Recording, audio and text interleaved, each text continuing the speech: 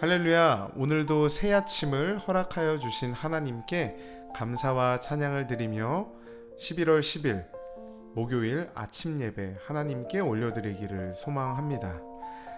다 함께 사도신경함으로 신앙을 고백하며 시작하도록 하겠습니다. 전능하사 천지를 만드신 하나님 아버지를 내가 믿사오며 그 외아들 우리 주 예수 그리스도를 믿사오니 이는 성령으로 잉태하사 동정녀 마리아에게 나시고 본디오 빌라도에게 고난을 받으사 십자가에 못 박혀 죽으시고 장사한 지 사흘 만에 죽은 자 가운데서 다시 살아나시며 하늘에 오르사 전능하신 하나님 우편에 앉아 계시다가 저리로서 산자와 죽은 자를 심판하러 오시리라. 성령을 믿사오며 거룩한 공예와 성도가 서로 교통하는 것과 죄를 사하여 주시는 것과 몸이 다시 사는 것과 영원히 사는 것을 믿사옵나이다. 아멘. 오늘 우리가 함께 나누길 원하는 말씀은 출애굽기 29장 19절에서 28절까지의 말씀입니다. 출애굽기 29장 19절에서 28절까지의 말씀입니다.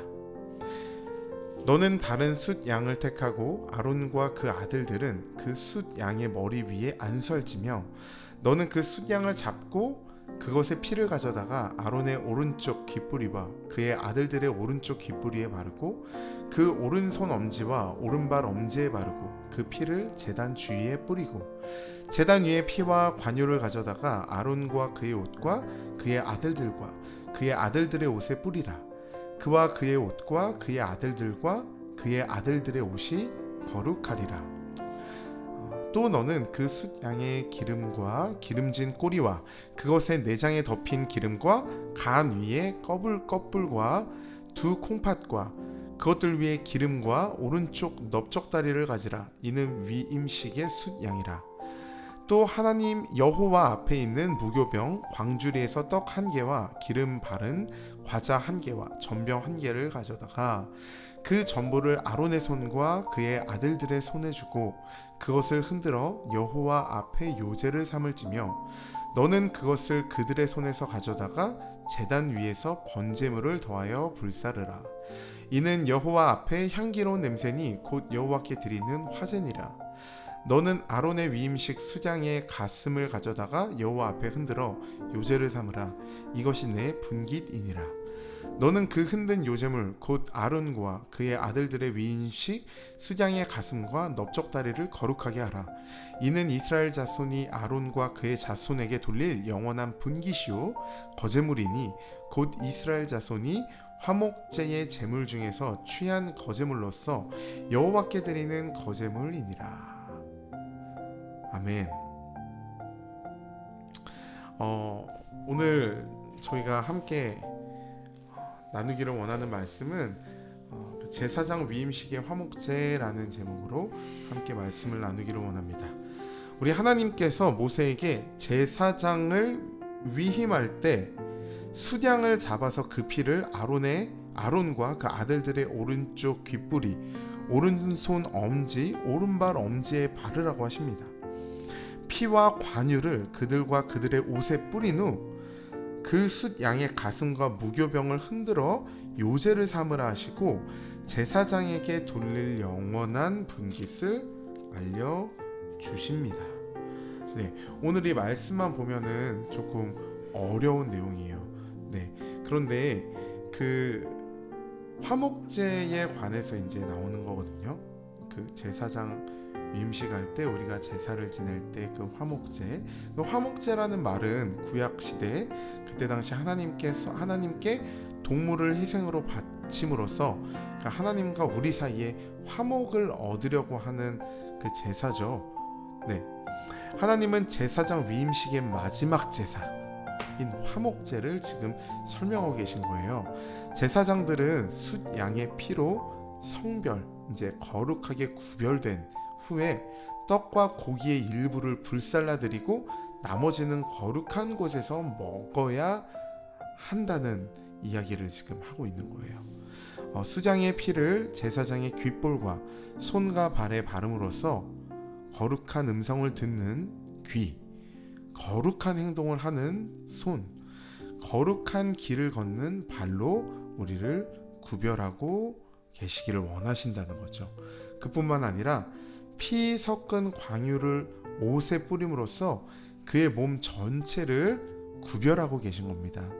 그러니까 내 귀, 내 손, 발, 눈, 입을 거룩하고 의롭게 사용함으로써 우리는 하나님께 드려야 하는 거죠.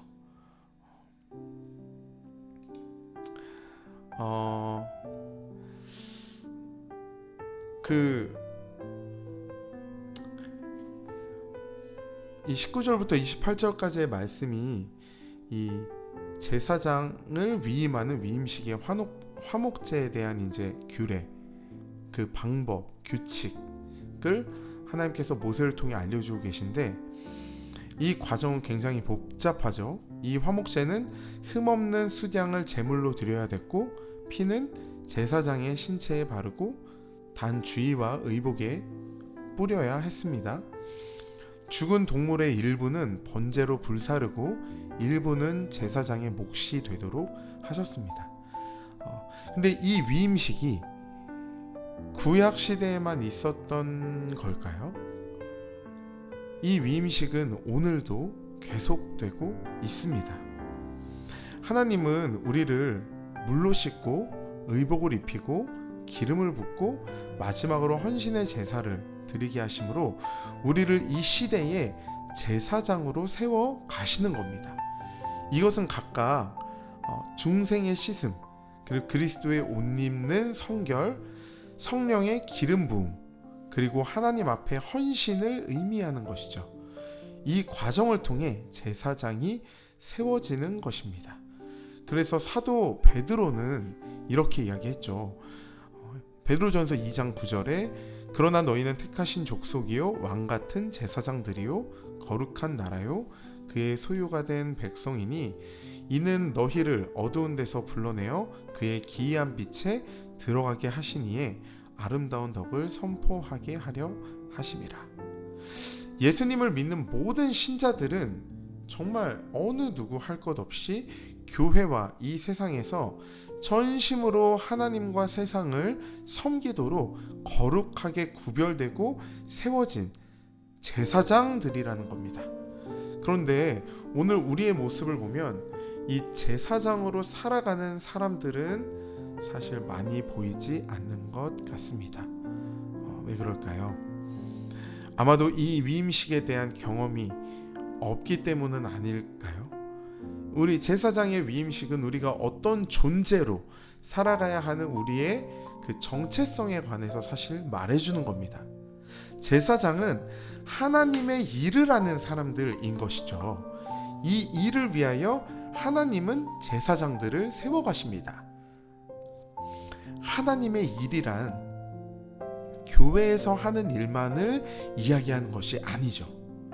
교회에서 하는 일도 너무 중요하지만 우리가 목사님이 되고 선교사님이 되어야만 하나님의 일을 하는 것은 더더욱 아니라는 것이죠. 하나님의 일은 하나님의 영광을 위하여 하는 모든 일을 이야기합니다. 정말 우리가 의사이던 선생님이던 어디 시장에서 야채를 팔던 청소부던 상관없이 하나님의 영광을 위해서 한다면 그것은 하나님의 일이 되고 그 사람은 하나님이 세우신 제사장이 되는 겁니다. 그러나 아무리 근사한 교회에서 목회를 하는 목사님이라 할지라도 자신의 이익을 위해서 한다면 그것은 하나님의 일이 아니기 때문에 그는 하나님의 앞에서 제사장이 아닐 수 있는 거죠.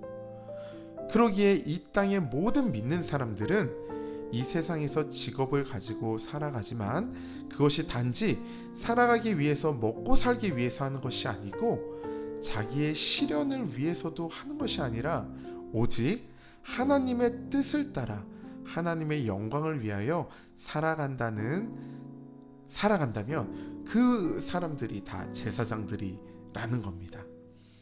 오늘도 이 제사장적인 어떤 삶을 살아가고 또 살아내는 또 말씀을 듣는 우리 성도분들과 제가 되기를 정말 기도하며 응원하고 싶습니다.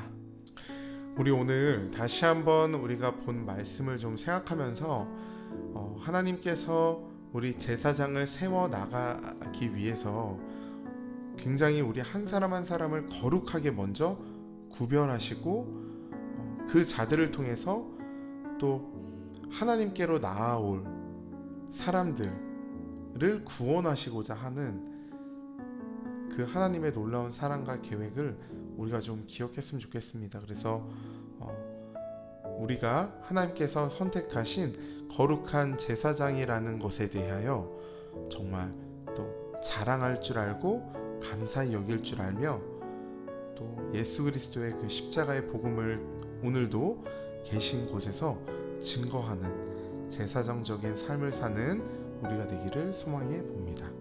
기도하시겠습니다. 주님 너무나 감사합니다. 오늘 또 제사장을 위임하시고 그리고 또 화목제에 대해서 하나님 말씀해 주셨습니다. 하나님과 우리 사이에 막힌 담을 허물기를 원하시고 우리 안에 죄 때문에 거룩하신 하나님, 우리가 결코 그냥 나아갈 수 없지만 예수 그리스도를 화목의 제물로 하나님 스스로를 십자가에 내어주심으로 우리를 죄 많은 우리의 모든 죄를 용서하신 그 하나님의 사랑을 기억하며 그 예수 그리스도의 이 복음을 우리가 누군가에게 또 증거하고 삶으로 또 사랑을 실천하며 살아내는 우리가 되기를 하나님 소망합니다. 우리 각자를 제사장으로 불러주신 그 하나님을 다시 한번 의지하며 감사를 드리며 예수님의 이름으로 기도했습니다. 아멘. 오늘 말씀 다시 한번 기억해 보시면서 정말 함께 기도하는 시간 갖도록 하겠습니다.